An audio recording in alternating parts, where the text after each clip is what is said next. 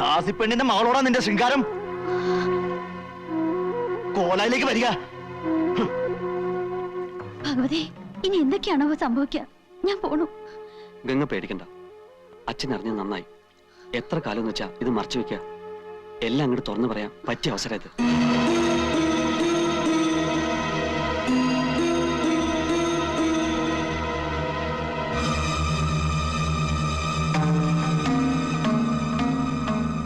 ഇത്രയ്ക്ക് ധിക്കാരമോ നിനക്ക്? അച്ഛൻ പൊറുക്കണം. കുറെ ദിവസമായി അച്ഛനോട് ഈ കാര്യം പറയണമെന്ന് വിചാരിച്ചിരിക്കായിരുന്നു. ഏത് കാര്യം? ഗംഗയുടെ കാര്യം തന്നെ. ഞങ്ങൾ തമ്മിൽ അത്രയ്ക്കും അടുത്തുപോയി. ഓലോത്തെ തമ്പുരാക്കന്മാർ സുന്ദരികളായ പെൺകുട്ടികളോട് അടുപ്പം കാണിക്കുന്ന കാര്യം അത്ര പുത്രിയൊന്നുമല്ല. പക്ഷേ അതൊരു അടുപ്പം മാത്രമാ. അച്ഛൻ പറഞ്ഞതിന്റെ അർത്ഥം എനിക്ക് മനസ്സിലായി. ആവശ്യം കഴിഞ്ഞൊരു തീണ്ടാപ്പാടകലെ എന്ന തമ്പുരാക്കന്മാരുടെ ശൈലി എനിക്ക് പറ്റില്ല. ദേവൻ കുഞ്ഞ് ആരോടാ സംസാരിക്കുന്ന കാര്യം മറക്കുന്നു. എന്റെ അച്ഛനോട് തന്നെ. ദാസി പെണ്ണാണെങ്കിലും ഇവൾ എന്റെ കുഞ്ഞിന്റെ അമ്മയാകാൻ പോകുന്നോളാ. ദേവാ, ഞാൻ ഈ കേട്ടത് സത്യമാണോ കുട്ടി? അതെ. നിനക്ക്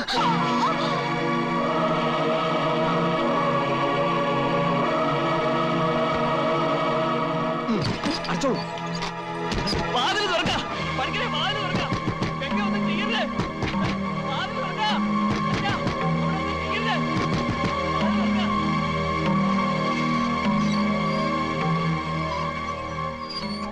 വെള്ളം കളിച്ചിട്ടും ഗംഗയ്ക്ക് ബോധം തെളിയണില്ല. മരിച്ചു എന്നാ തോന്നണത്. ഇനിയിപ്പോ എന്താ ചെയ്യാ? മരണപ്പെട്ടു കഴിഞ്ഞാ പിന്നെ എന്താ ചെയ്യുക? ചിത ഒരുക്കി അങ്ങോട്ട് ദഹിപ്പിക്ക. അത്ര തന്നെ.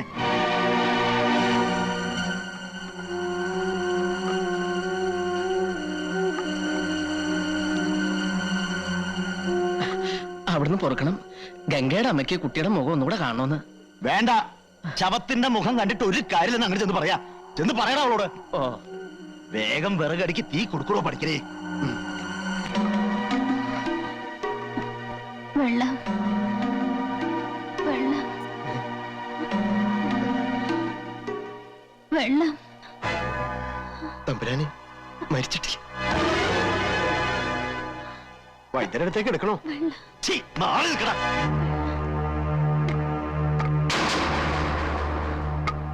പഠിക്കണേ, തീ കൊടുക്കണോ?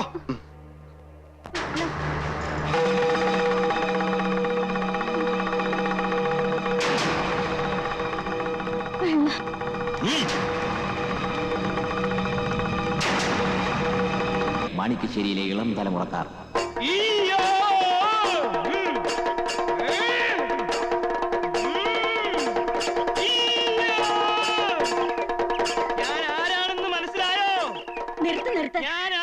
മനസ്സിലായോ കുഞ്ഞിക്കാവൂ? അടിയനോട് പൊറുക്കണം. അനേകം പരദേവതകൾ കുടിയിരിക്കുന്ന കാവിൽ ഈ എഴുന്നള്ളിയത് ആരാണെന്ന് മനസ്സിലായില്ല. രാമവർമ്മയുടെ ശരീരത്തിൽ കൂടിയിരിക്കുന്നത് ശങ്കരനാരായണൻ നമ്പിയാണ്. ഇപ്പൊ മനസ്സിലായോ? എന്റെ വല്യച്ഛ, ഞങ്ങളെ അനുഗ്രഹിക്കണേ. എന്താണോ ഈ വരവിന്റെ ഉദ്ദേശം? എന്റെ കുഞ്ഞുകുട്ടി പരാധീനങ്ങളെ എനിക്ക് കാണണമെന്ന് തോന്നി. ഉണ്ണികൾക്കെല്ലാം സുഖമാണോ എന്ന് അന്വേഷിക്കണമെന്ന് തോന്നി. ഇനി ആർക്കെങ്കിലും എന്തെങ്കിലും സംശയങ്ങൾ ഉണ്ടെങ്കിൽ ചോദിക്കാം. ഈ കോലോത്തിന്റെ ശാപം തീരാതെ തുടരുകയാണ്. വല്യച്ഛനെ അറിയാലോ, ബ്രഹ്മചര്യം തെറ്റിച്ചതിന്റെ പേരിൽ ഏറ്റവും അവസാനം മരണപ്പെട്ട പപ്പുത്തമ്പിയുടെയും കുമാരൻ തമ്പിയുടെയും കാര്യം എല്ലാം നമുക്കറിയാം. കർമ്മഫലമാണ്. ഉഗ്രരൂപിണിയായ ചുടലയക്ഷിയിൽ നിന്നും രക്ഷപ്പെടാൻ കടുത്ത ബ്രഹ്മചര്യവും മുറ തെറ്റിക്കാത്ത പൂജയും ശക്തനായ മന്ത്രവാദി മേപ്പാടന്റെ സ്തംഭന കർമ്മവും മാത്രമാണ് പ്രതിവിധി. പക്ഷേ ഇവിടെ അനുഷ്ഠാനങ്ങൾ തെറ്റിക്കാൻ പലരും ശ്രമിക്കുന്നുണ്ട്. മുറകൾക്കൊന്നും ഇതുവരെ ഒരു തെറ്റും വരുത്തിയിട്ടില്ല. മുറകൾ തെറ്റിച്ചത് ആരാണെന്ന് അങ്ങ് പറഞ്ഞാൽ അടിയൻ തക്ക ശിക്ഷ കൊടുത്ത് തെറ്റ് തിരുത്തിക്കോളാം. പറയാം. എവിടെ കൃഷ്ണൻ? കൈ കഴിക്കണം. ഒഴിച്ചേറിയ അതാ സൗകര്യം. കൃഷ്ണേട്ടാ, അത് ശരി, ഇവിടെ കള്ളുകൂടിയായിരുന്നല്ലേ? ഞാനിന്ന് പറഞ്ഞു കൊടുക്കാം. ഞാൻ കള്ളുടിക്കേ. ഇന്ന് മദ്യ നോയമ്പല്ലേ, അതിന്റെ വഴിപാടായി കഴിച്ചതാ. മദ്യ നോയമ്പോ? ആ, ഏകാദശി നോയമ്പ്, അമാവാസി നോയമ്പ് എന്നൊക്കെ കേട്ടിട്ടില്ലേ? അതേപോലെ മദ്യ നോയമ്പ്. ഇന്ന് മദ്യം കഴിച്ചാ പിതൃക്കൾക്ക് മദ്യശാന്തി കിട്ടുവേ. എന്ത് നോയമ്പായാലും ശരി. ദേ, കാവിൽ അമ്മാന്റെ ദേഹത്ത് വെളിച്ചം കയറിയിരിക്കണോ? ചേട്ടനെ അന്വേഷിച്ചു. ഈശ്വര, ചതിച്ചോ? ദേ, മുത്തശ്ശിയോടൊന്നും പറഞ്ഞേക്കല്ലോട്ടോ. എനിക്ക് പ്രീ ഡിഗ്രിക്ക് ക്ലാസ് ഉണ്ടാവോ വല്യമ്മാവ? വല്യമ്മാവനല്ല, വല്യച്ഛൻ. നല്ല മാർക്കുണ്ടെങ്കിൽ പിന്നെ മെഡിസിൻ സീറ്റ് കാശ് കൊടുത്ത് ബുക്ക് ചെയ്യണ്ടല്ലോ എന്ന് കരുതിയാ. ഇവക്ക് നല്ല മാർക്കുണ്ടാവോ വല്യച്ഛ? ഉണ്ടാവില്ല എന്ന് മാത്രല്ല, തോൽക്കുകയും ചെയ്യും. ഇനി എല്ലാവരും ഒന്ന് അനുഗ്രഹം വാങ്ങിക്കുക.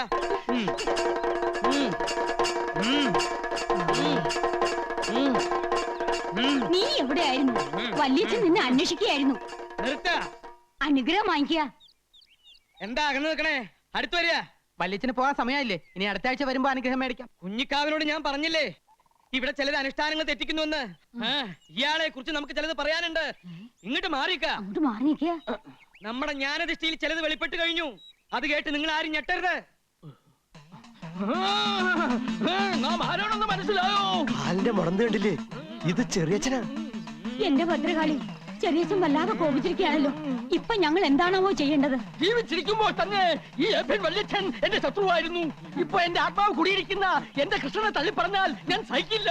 ഈ വല്യച്ഛൻ ചെറിയച്ഛനോട് മരിച്ചതിന് ശേഷവും പക തീർക്കുകയാണ്. എന്നോട് കളിച്ചാൽ എല്ലാത്തിനെയും ഞാൻ സംഹരിക്കും. ഈ വല്യച്ഛൻ ആരാ സംഹരിക്കാൻ വരണേ? മുത്തശ്ശി, ഞാൻ എവിടെയാണ്? ഓർമ്മയില്ലാതെ എന്തൊക്കെ എന്റെ ദേഹത്ത് എന്തോ കൂടിയ പോലെ. അമ്മ അല്ല വലിയ പൊറുക്കണേ. തൽക്കാലം ഞാൻ നിന്നെ വിട്ടിരിക്കണു. കരിക്ക് കൊണ്ടുവരിക. എനിക്ക് പോകാൻ സമയമായി.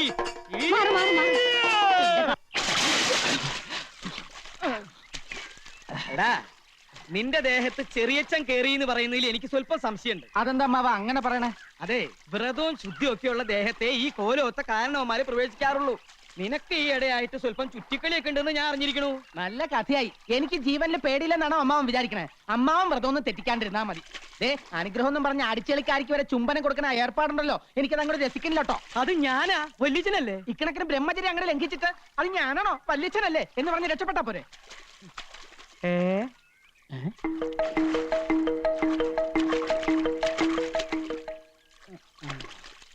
കണ്ടോ, സ്ത്രീകളെ കാണുമ്പോൾ ഈ നോട്ടം തന്നെ ശരിയല്ല. ഞാൻ ആരാണെന്ന് നോക്കിയതാ. അത് ഞാൻ നോക്കി പറഞ്ഞു തരാലോ. നമ്മുടെ അടിച്ചെളിക്കാരി മീനാക്ഷിയാ.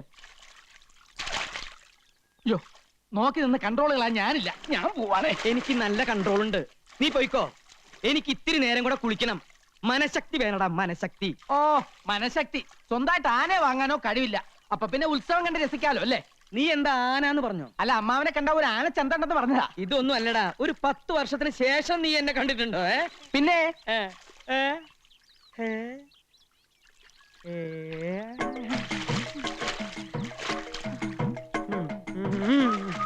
മനഃശക്തി തരണേ.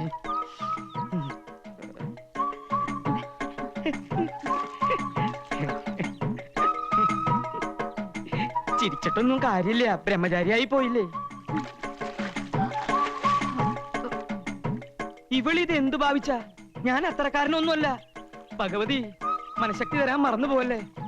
നീ മനഃശക്തി ഒന്നില്ലെങ്കിലും ഞാൻ സ്വന്തമായിട്ട് ഇത്തിരി മനഃശക്തി ഉണ്ടാക്കാൻ പോവാ. കിട്ടില്ലോ, കിട്ടി.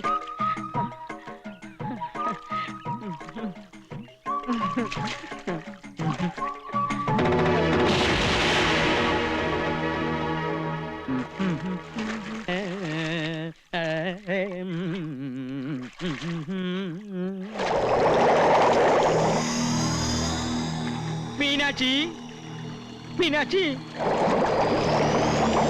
ഒന്ന് പൊങ്ങു മീനാക്ഷി. എനിക്ക് പ്രഷറുള്ളതാ. ടെൻഷൻ ഉണ്ടാക്കല്ലേ. പൊങ്ങു മീനാക്ഷി. നീ ഏതാ? എന്നെ അറിയില്ലേ? ഞാനിവിടുത്തെ ദാസിപ്പെണ്ണ. ദാസിപ്പെണ്ണോ? ആ, അപ്പൊ മീനാക്ഷിയല്ലേ അവിടെ കുളിച്ചോണ്ടിരുന്നത്? മീനാക്ഷി പോയല്ലോ. അതല്ലേ ഞാൻ തമ്പുരാന്റെ അടുത്തേക്ക് വന്നത്. ഇപ്പൊ ഇവിടെ ഞാനും തമ്പുരാനും മാത്രമേ ഉള്ളൂ. എനിക്ക് തമ്പുരാന് വലിയ ഇഷ്ടാ. നിന്നെ കണ്ട ഒരു ദാസിപ്പെണ്ണാണെന്ന് പറയില്ല. മംഗല്യ സൗഭാഗ്യം ഉണ്ടായിരുന്നെങ്കിൽ നിന്നെ ഞാൻ തമ്പുരാട്ടിയാക്കിയാലേ. എങ്കിൽ അതെന്റെ ഭാഗ്യ. സന്ധ്യാസമയത്ത് ഇങ്ങനെ ഒറ്റയ്ക്കൊന്നും ഇറങ്ങി നടക്കരുത്. ഇവിടെ സർവത്ര കുഴപ്പങ്ങളാ. എനിക്ക് പേടിയൊന്നുമില്ല. പേടിക്കണം. ദുരാത്മാക്കള് പലതും അലഞ്ഞു നടക്കണ സ്ഥലാ ഇത്. മരണത്തെ പേടിച്ചേ പറ്റൂ. മരണത്തെ എനിക്ക് പേടിയില്ലല്ലോ. അതെന്താ? ഒത്തിരി വർഷങ്ങൾക്ക് മുൻപ് ഞാനിന്ന് മരിച്ചതാ. എന്താ പറഞ്ഞേ? തമ്പുരാൻ എന്ന് കുഞ്ഞാ, ഓർമ്മ കാണില്ല. എല്ലാവരും കൂടി ഒരിക്കൽ എന്നെ ജീവനോടെ ചിതയിൽ വെച്ച് കൊന്നതാ.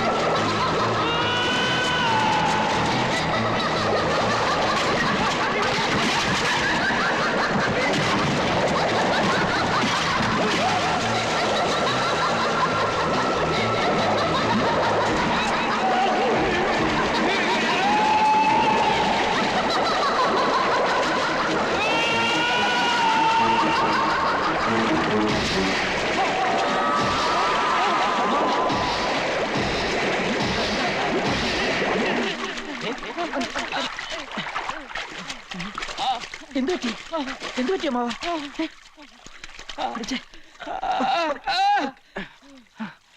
എന്താ എന്താ ഇവിടെ ഒരു ബഹളം? എന്തു പറ്റി എന്റെ രാമന്? അയ്യോ കൃഷ്ണ, എന്താ പറ്റിയേ? എനിക്കൊന്നും അറിയില്ല മുത്തശ്ശി. ഞാൻ കുളി കഴിഞ്ഞ് നേരത്തെ പോയി. പക്ഷെ അമ്മാവൻ കുളിക്കുമ്പോ തൊട്ടപ്പുറത്ത് നിന്ന് ദാസി പെണ്ണുങ്ങൾ കുളിക്കുന്നുണ്ടായിരുന്നു. ഇനി ദുർബല നിമിഷത്തിലെ ബ്രഹ്മചര്യം വല്ലതും. ചതിച്ചോ ഭഗവതി? പണിക്കരെ, ഉടനെ മേപ്പാടുന്ന വരുത്തുക.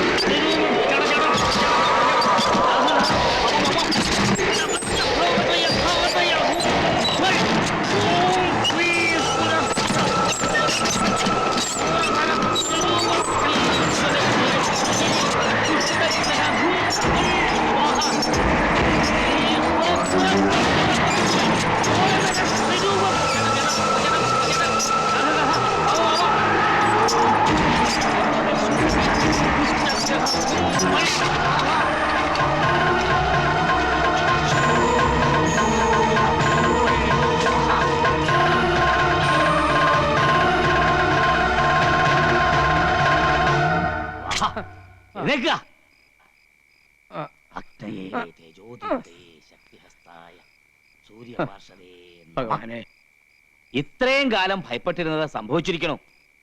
ആവാഹിച്ച് ബന്ധനസ്ഥയാക്കിയ ദുരാത്മാവ് എങ്ങനെയോ രക്ഷപ്പെട്ടിരിക്കണു. വരുന്ന വഴിക്ക് നോമുള്ള സാന്നിധ്യം മനസ്സിലാക്കിയിരിക്കണു. ഇതെങ്ങനെയാ സംഭവിച്ചത്? ഇവിടെ ആരെങ്കിലും ബ്രഹ്മചര്യം ലംഘിച്ചോ? വ്രതാനുഷ്ഠാനങ്ങൾക്ക് വിഘ്നം വരുത്തിയോ? കണ്ടില്ലേ, ജപിച്ചു കെട്ടി ഏലസ് പോലും നഷ്ടപ്പെടുത്തിയിരിക്കണു.